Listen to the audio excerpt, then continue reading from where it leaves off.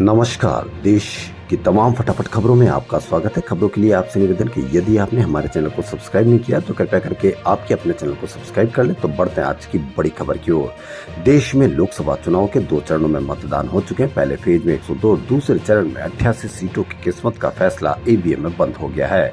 लेकिन किसको कितनी सीटें मिलेगी, कौन जीतेगा, कौन हारेगा, इसका आकलन भी लगना शुरू हो गया है। राजस्थान का एक छोटा सा शहर फलोदी इस दौरान चर्चा का केंद्र बना हुआ है। यहाँ के सट्टा बाजार में क्या चल रहा है, इस पर भी लोगों की निगाह है। लोकसभा के लिए 7 चरणों में मतदान होने, 4 जून को फैसले आने, लेकिन लोगों की उत्सुकता अभी से है कि किसकी बनेगी सरकार। पार्टियों के दिलों में बेचैनी है कि जनता का मूड क्या है। राजस्थान के छोटे से शहर फलोदी की चर्चा हर तरफ है।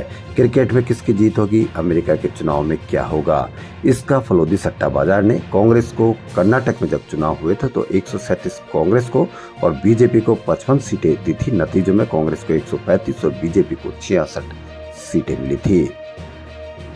कांग्रेस अध्यक्ष मल्लिकार्जुन खड़गे ने केरल के वायनाड से लोकसभा चुनाव लड़ने के राहुल गांधी के फैसले का बचाव करते हुए अमेठी और रायबरेली में पार्टी उम्मीदवारों पर सस्पेंस बनाए रखा।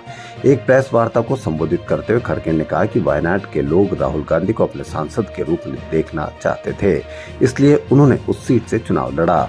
मल्लिकार्जुन खड़गे ने कहा कि कुछ दिन और रुको, हम दोनों सीटों पर अपने उम्मीदवारों की घोषणा करेंगे। मल्लिकार्जुन खड़गे ने कहा कि अमेठी और रायबरेली सीटों के लिए कांग्रेस उम्मीदवारों के नामों की घोषणा कुछ समय बाद की जाएगी।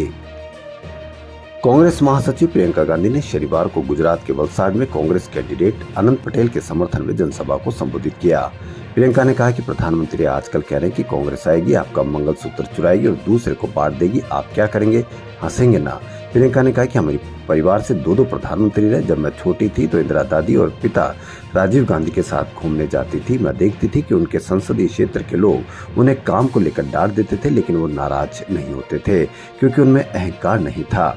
मोदी को कोई कुछ नहीं बोल सकता।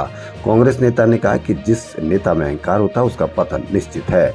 मोदी जी बड़ी बड़ी बातें करते हैं, लेकिन उनके पास गरीब जनता के लिए कुछ नहीं है। सरकार के पास जो है, जो अडानी अंबानी जैसे करोड़पतियों के लिए है।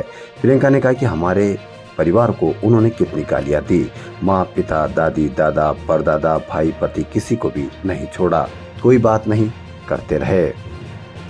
पश्चिम बंगाल की मुख्यमंत्री ममता बनर्जी शनिवार यानी आज हेलीकॉप्टर में चढ़ने के दौरान लड़खड़ाकर गिर गई। यह हादसा पश्चिम बर्धमान के दुर्गापुर में हुआ। ममता वहां चुनाव प्रचार करने गई थी। घटना का वीडियो सामने आया। इसमें दिख रहा है कि ममता अपनी कार से निकलकर हेलीकॉप्टर में चढ़ रही थी। इसी दौरान हेलीकॉप्टर के गेट पर उनका पैर स्लिप हो गया और वो गिर पड़ी। ममता के सुरक्षा कर्मियों ने उन्हें संभाला, हालांकि उन्हें हल्की चोटें लगी है। घटना के बाद ममता ने अपनी चुनावी यात्रा जारी रखी। दुर्गापुरा के बाद वो आसनसोल के लिए रवाना हुई। इसके पहले ममता बनर्जी 14 मार्च को कोलकाता में अपने घर में गिर गई थी। वर्धमान लोकसभा सीट पर टीएमसी के प्रत्याशी कीर्ति आजाद और भाजपा के राष्ट्रीय उपाध्यक्ष दिलीप घोष के बीच मुकाबला है। दिल्ली के मुख्यमंत्री अरविंद केजरीवाल ने शनिवार यानी आज सुप्रीम कोर्ट को बताया कि ईडी ने शराब नीति घोटाले के तहत मनी लॉन्ड्रिंग केस में बेहद क्रूर तरीके से बर्ताव किया। अपनी गिरफ्तारी को चैलेंज करने वाली याचिका पर प्रवर्तन निदेशालय की तरफ से दाखिल किए गए एफिडेविट पर केजरीवाल ने जवाब दाखिल किया। इसमें उन्होंने कहा कि मैंने हमेशा जांच में सहयोग किया है। केजरीवाल ने कहा कि मुझे किसी अधिकृत एजेंट के जरिए न बुलाया जाना या लिखित या वर्चुअल मोड में जानकारी या डॉक्यूमेंट न मांगना, फिजिकली मौजूद होने के लिए कहना क्या जरूरी था। मेरी याचिका को अनुमति मिलनी चाहिए और मैं रिहाई पाने का हकदार हूँ। वहीं केजरीवाल की पत्नी सुनीता केजरीवाल आज आपके लिए प्रचार शुरू किया। उन्होंने पूरी दिल्ली से पार्टी उम्मीदवार कुलदीप कुमार के समर्थन में कोंडली इलाके में रोड शो किया। उन्होंने कहा कि आपका सीएम शेर है, उसे कोई तोड़ नहीं सकता, झुका नहीं सकता। हम तानाशाही हटाने, लोकतंत्र बचाने के लिए वोट करेंगे।